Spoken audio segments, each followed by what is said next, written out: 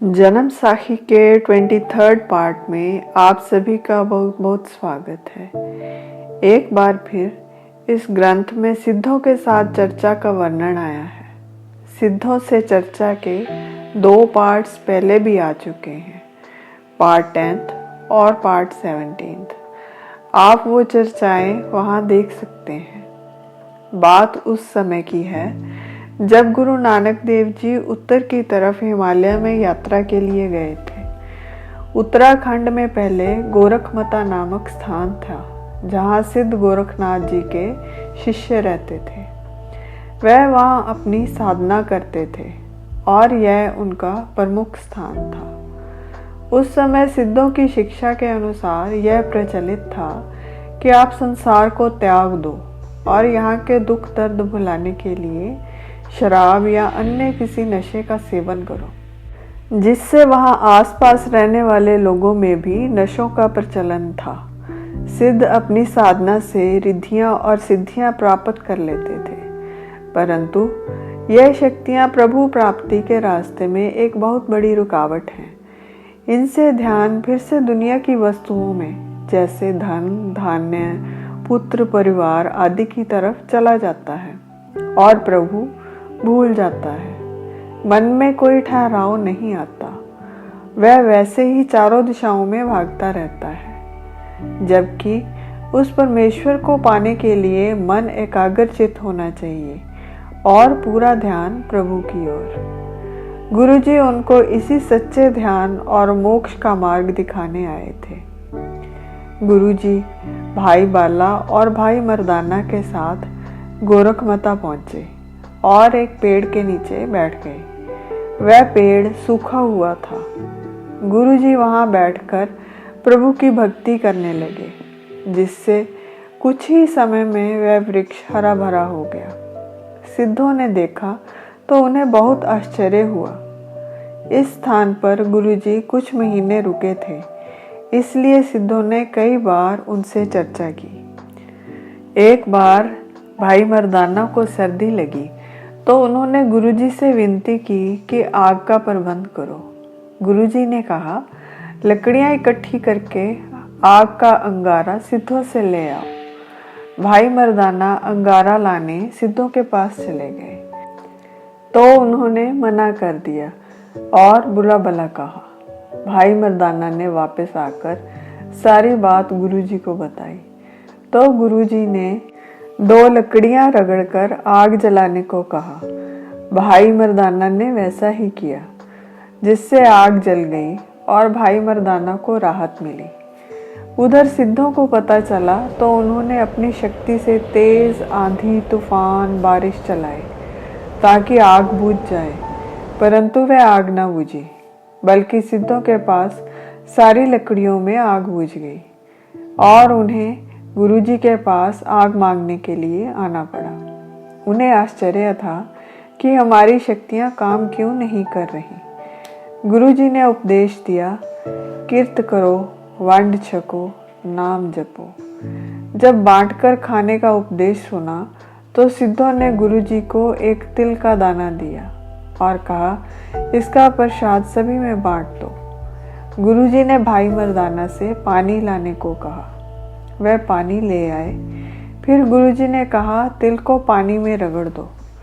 भाई मर्दाना ने वैसा ही किया और उन्होंने वह पानी सभी में बांट दिया और पूछा, क्या सभी को तिल का प्रसाद मिल गया? सिद्ध इस पर निरुत्तर हो गए, क्योंकि पानी सभी ने पिया था और तिल सारे पानी में मिला हुआ था। गुरुजी के वहां ठहरने के दौरान एक बार फिर भाई मर्दाना को भूख लगी तो उन्होंने गुरुजी से विनती की। गुरुजी ने कहा, हम सिद्धों के अतिथि हैं, अतः आप उनसे दूध मांग लाओ, वह हमारे लिए प्रबंध कर देंगे। गुरुजी के कहने पर भाई मर्दाना सिद्धों के पास गए तो सिद्धों ने उन्हें यह कहते हुए भगा दिया कि अगर तुम्हारा गुरु इतना समर्थ है तो वही दूध का प्रबंध करेगा। अब भाई मर्दाना गुरुजी के पास आए और सारी वार्ता सुनाई। गुरुजी ने एक लोटा देकर भाई मर्दाना से कहा कि पास के कुएं से दूध ले आओ। भाई मर्दाना ने जब कुएं से लोटा भरकर निकाला तो सारा कुआं दूध से भरा हुआ था। वह कुआं आज भी वहां है। कहते हैं आज भी इसमें से निकले पानी का स्वाद दूध जैसा होता है। इस स्थान पर गुरुद्वारा दूध वाला कुआं स्थित है। असल में सिद्ध गुरुजी को वहां से भगाने का प्रयास बार बार करते थे, परंतु गुरुजी उन्हें सही मार्गदर्शन करना चाहते थे। इसी प्रयास में एक दिन सिद्धों ने गुरुजी से कहा कि पूर्वी का त्योहार आ रहा है, हमें गंगा स्नान करवाओ, जबकि वहां पर पानी का बहुत अभाव था। गंगा नदी वहां से दूर थी। गुरुजी ने भाई मर्दाना को एक छड़ी देकर कहा, आप गंगा नदी के तट पर जाओ और इस छड़ी को पानी में डुबोकर एक लकीर खींचते हुए यहाँ तक ले आओ, परंतु ध्यान रखना पीछे मुड़कर मत देखना। भाई मर्दाना ने वैसा ही किया। वह लकीर खींचते हुए आ रहे थे तो रास्ते में उनके मन में शंका हुई कि गंगा जल पीछे आ भी रहा है या नहीं, और उन्होंने पीछे मुड़कर देख लिया तो गंगा का पानी वहीं रुक गया। उसी स्थान पर बावली बनाई गई जो आज भी वहां उपस्थित है, और वहां गुरुद्वारा बावली साहब बना हुआ है। गुरुजी ने सिद्धों से कहा कि हम गंगा को यहाँ तक ले आए हैं, अब इससे आगे आप ले आए। सिद्धों ने अपनी सभी शक्तियों का प्रयोग कर लिया, परंतु पानी आगे नहीं आया। इसी तरह एक बार सिद्धों ने गुरुजी के सामने इच्छा प्रकट की कि हमें भोजन करवाओ, जिस पर गुरुजी ने भाई मर्दाना से एक वट वृक्ष पर चढ़कर शाखाओं को हिलाने का आदेश दिया। भाई मर्दाना ने जब वट वृक्ष पर चढ़कर शाखाएं हिलाई तो नीचे विभिन्न प्रकार के पकवान गिरे, जो सभी ने मिलकर खाए। इस स्थान पर आज गुरुद्वारा लंगर साहिब स्थित है। अब सिद्धों ने गुरुजी के ध्यान को परेशान करने के लिए अपनी गुप्त शक्तियों का प्रयोग किया और जिस वृक्ष के नीचे गुरुजी बैठे थे उस वृक्ष को ऊपर खींच लिया, जिससे वृक्ष की जड़ें बाहर आ गईं। गुरुजी ने प्रभु का स्मरण कर तुरंत उन जड़ों पर अपना हाथ रख दिया, जिससे वृक्ष वहीं रुक गया और सिद्ध योगी इसे और ऊपर ना खींच सके। आज भी उस वृक्ष की जड़ें जमीन से 10-12 फुट ऊंची दिखाई देती हैं। अंत में सिद्धों ने गुरुजी को वहां से भगाने के लिए फिर से एक योजना बनाई और एक गड्ढा खोदा। उसमें उन्होंने एक बच्चे को बिठाकर ऊपर घास फूस से ढक दिया।